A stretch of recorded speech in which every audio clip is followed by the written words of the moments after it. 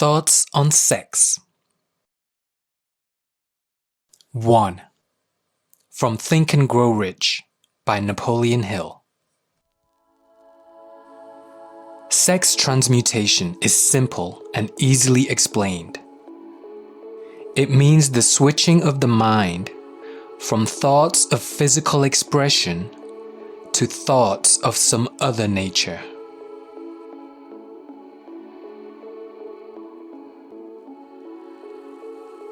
The men of greatest achievement are men with highly developed sex natures. Men who have learned the art of sex transmutation. The men who have accumulated great fortunes and achieved outstanding recognition in literature, art, industry, architecture, and the professions were motivated by the influence of a woman.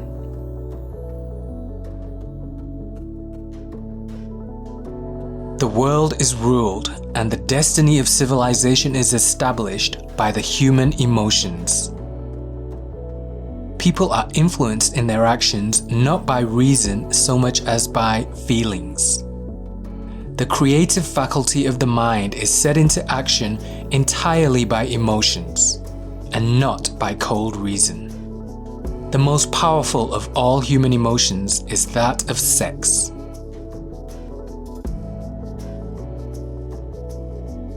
The desire for sexual expression is by far the strongest and most impelling of all the human emotions. And for this very reason, this desire, when harnessed and transmuted into action other than that of physical expression, may raise one to the status of a genius.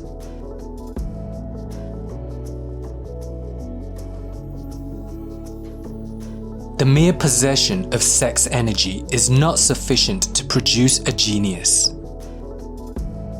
The energy must be transmuted from desire for physical contact into some other form of desire and action before it will lift one to the status of a genius.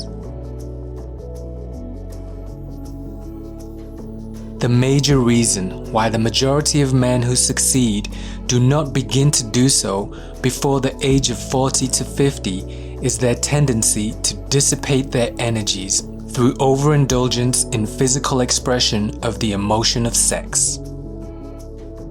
The majority of men never learn that the urge of sex has other possibilities, which far transcend in importance that of mere physical expression. The majority of those who make this discovery do so after having wasted many years at a period when the sex energy is at its height, prior to the age of 45 to 50. The urge of sex has been grossly misunderstood, slandered and burlesqued by the ignorant and the evil-minded for so long that the very word sex is seldom used in polite society. Men and women who are known to be blessed, yes, blessed, with highly sexed natures are usually looked upon as being people who will bear watching. Instead of being called blessed, they are usually called cursed. These statements of the virtue of sex energy should not be construed as justification for the libertine. The emotion of sex is a virtue only when used intelligently and with discrimination.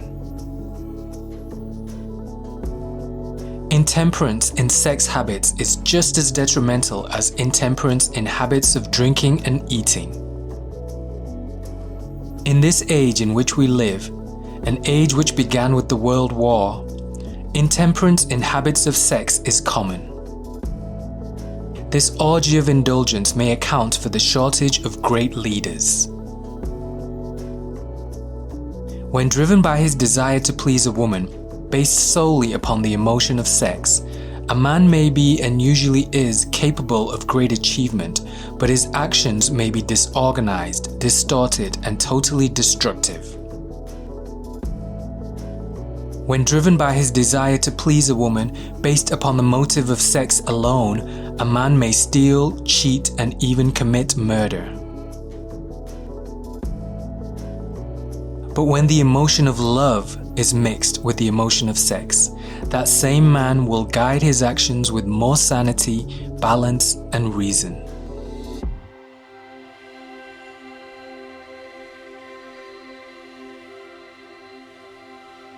Go back into your yesterdays at times and bathe your mind in the beautiful memories of past love.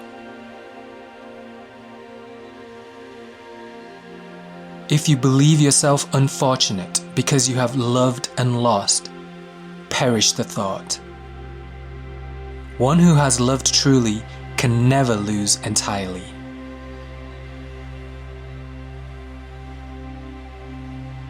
Despite the fact that men are polygamous by the very nature of their biological inheritance, it is true that no woman has as great an influence on a man as his wife, unless he is married to a woman totally unsuited to his nature.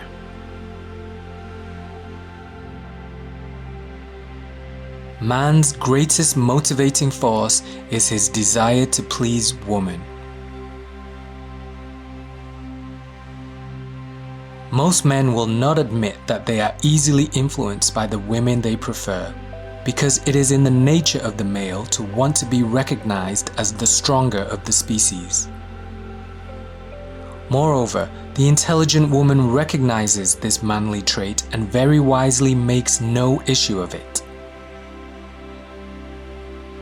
Some men know that they are being influenced by the women of their choice, their wives, sweethearts, mothers, or sisters.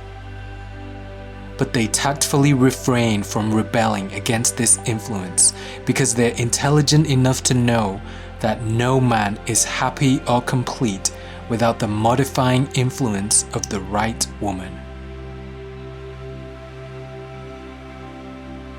The man who does not recognize this important truth deprives himself of the power which has done more to help men achieve success than all other forces combined.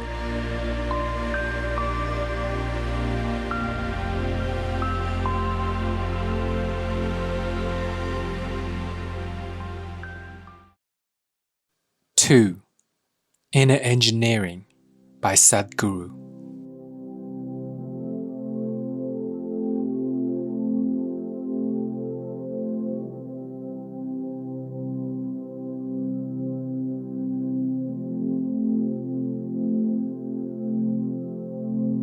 Once duality begins, sex begins. What we call sex is just two parts of this duality striving to become one.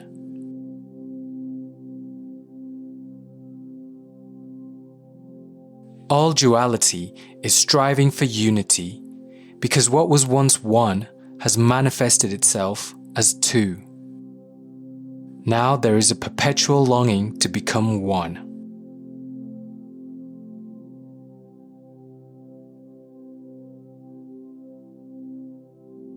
A lot of people cannot face the basic physical act of sex as it is, so they've invented all kinds of decorations around it to make it beautiful. You always add emotion to it, because without emotion, it would seem ugly.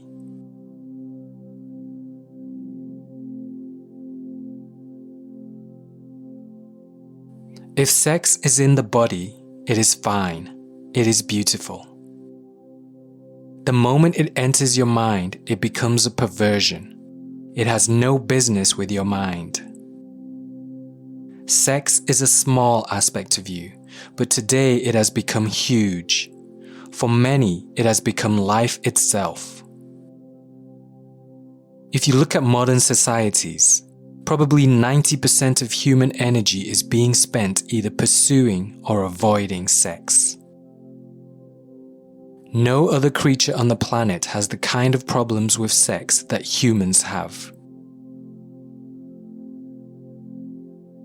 The sensuousness that you experience in life is a chemical invitation for something that is not you to become a part of you.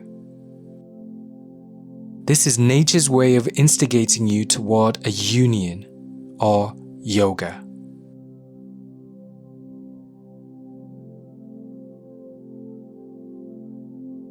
Though sensuousness is celebratory in its nature, it is also discriminatory.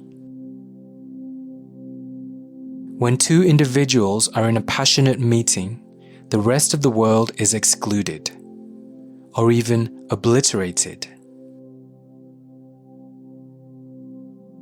If the celebration has to last, your sensuousness or your passion has to become all-inclusive.